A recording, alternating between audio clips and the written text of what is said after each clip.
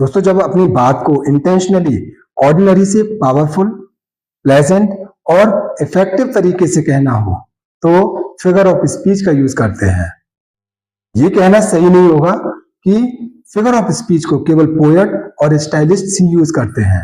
इसका use daily language में भी किया जाता है। फिगर ऑफ स्पीच को हिंदी में अलंकार भी कहा जाता है।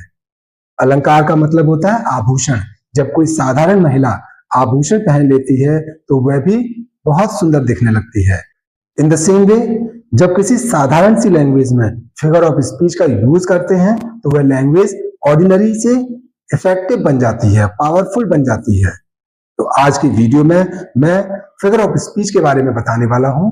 इसके कुछ पार्ट्स आज के वीडियो में आपको जानने को मिलेंगे और बाकी के पार्ट्स आप अगले भाग में देख सकते हैं। अगर आप अभी मेरे चैनल पर नए हैं और चैनल को सब्सक्राइब नहीं किया तो अभी कीजिए और वीडियो में एंड तक हमारे साथ बने रहिए। दोस्तों, फिगर ऑफ स्पीच को फिगरेटिव स्पीच भी कहा जाता है। ये एक ऐसी लैंग्वेज टेक्निक है जिसको यूज करके किसी भी आइडियाज को एक्चुअल वर्ड के बियॉन्ड जाकर उसको इफेक्टिवली एक्सप्रेस कर सकते हैं। वैसे तो फिगर ऑफ स्पीच कई सारे होते हैं, लेकिन इस वीडियो में मैं आपको कुछ पार्ट्स के बारे में बताऊंगा। इसके कुछ पार्ट्स अगले भाग में बताऊंगा। इस वीडियो में जिन फिगर ऑफ स्पीच के बारे में आप जानेंगे वो इस प्रकार हैं: simile, metaphor, alliteration, personification, antithesis, hyperbole, ओनोमेटोपोइया। तो सबसे पहले बात करते हैं सिमिली की।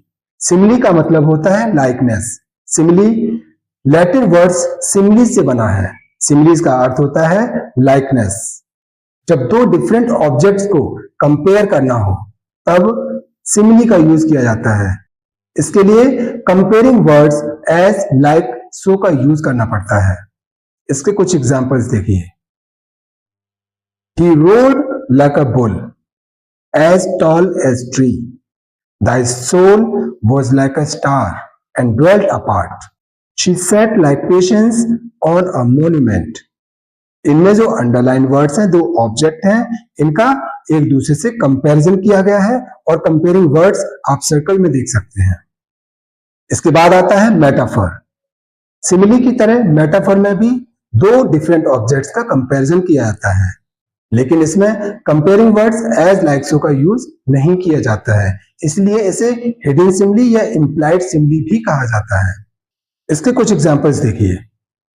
Life is a dream, the wish is father to the thought, the classroom was a zoo, variety is the spice of life.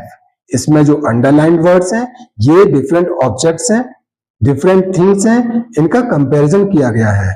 इसके बाद आता है एलिट्रेशन। एलिट्रेशन को हिंदी में अनुप्रास भी कहते हैं। इसमें किसी कॉन्सोनेंट को बार बार रिपीट किया जाता है जिससे लैंग्वेज इंप्रेसिव बन जाती है। इस फिगर ऑफ स्पीच को टंग ट्विस्टर भी कहा जाता है। How high his highness holds his haughty hat. इसमें एच कॉन्सोनेंट को बार बार रिपीट किया गया है। The big blue balloon bounced off the boy. इसमें बी लेटर को रिपीट किया गया है। A load of learning lumbering in his head. इसमें L साउंड को रिपीट किया गया है। A strong man struggling with a storm of fate. इसमें S कॉन्सोनेंट को बार बार रिपीट किया गया है। तो इन सभी एग्जांपल्स में एलिट्रेशन का यूज किया गया है। इसके बाद आता है पर्सोनिफिकेशन। पर्सोनिफिकेशन एक स्पेशल टाइप का मेटाफर होता है। जैसे मेटाफर में आपने पढ़ा था, दो डिफरेंट ऑब्जेक्ट्स के बीच में कंपैरिजन किया जाता है बिना कंपैरेटिव वर्ड्स को यूज किए। इसी तरह से पर्सोनिफिकेशन में कोई इनएनिमेट ऑब्जेक्ट है या लाइफलेस ऑब्जेक्ट है या कोई आइडिया है, उसके बारे में उसको हमें एम्फेसाइज करना होता है, तब हम उसको एज अ पर्सन यूज करते हैं। इसलिए इसको पर्सोनिफिकेशन कहा जाता है। जैसे वह कोई आइडिया, कोई ऑब्जेक्ट जीवित वस्तु हो। The moon wheeled her face, the sun smiled down on the children playing in the park. Opportunity knocks at the door but once. So I stared at the night and she stared back solemnly at me. इसमें जो underline words हैं ये inanimate object हैं या कोई abstract ideas हैं जिनको as a person use किया गया है। इसके बाद आता है एंटीथेसिस।